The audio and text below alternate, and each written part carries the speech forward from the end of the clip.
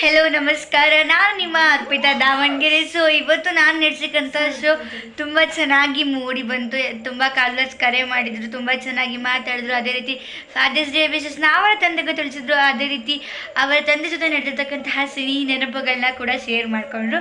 So ನಾನು ಇವತ್ತು ಈ ವಿಡಿಯೋ ಮಾಡ್ತಕ್ಕಂಥ ಕಾರಣ ಏನು ಅಂತಂದರೆ, ನಾನು ಕೂಡ ನನ್ನ ತಂದೆ ಬಗ್ಗೆ ಒಂದು ಕವನ ಬರೆದಿರ್ತಕ್ಕಂಥದ್ದು.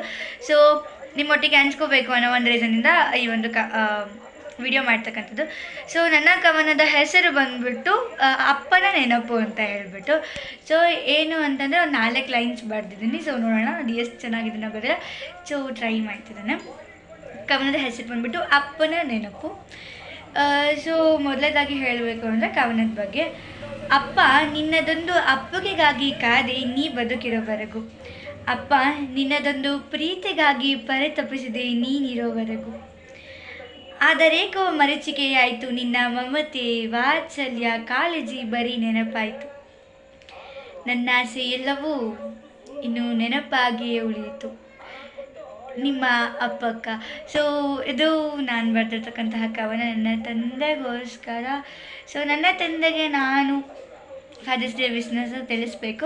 ಸೊ ಹ್ಯಾಪಿ ಫಾದರ್ಸ್ ಡೇ ಇನ್ ಎವನ್ ಪಪ್ಪ ಅಂತ ಹೇಳೋದಕ್ಕೆ ಇಷ್ಟಪಡ್ತೀನಿ. So thank you for watching this video ಅಂತ ಹೇಳ್ತೇನೆ.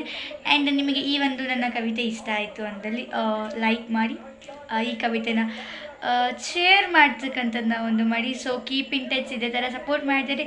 Thank you for watching this video. I am Arpita Davanagere. By.